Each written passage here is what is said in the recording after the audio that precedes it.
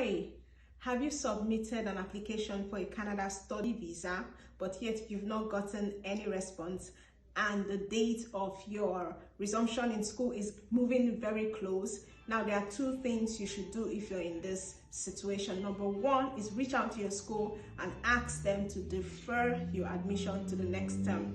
Number two is send the new admission letter to IRCC so that they know that you're still in the game.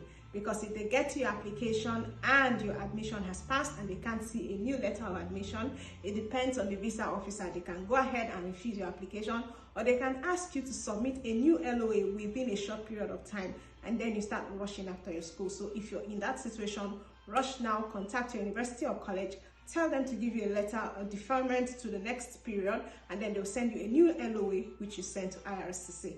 And do this as soon as possible, and I wish you the very best. Bye.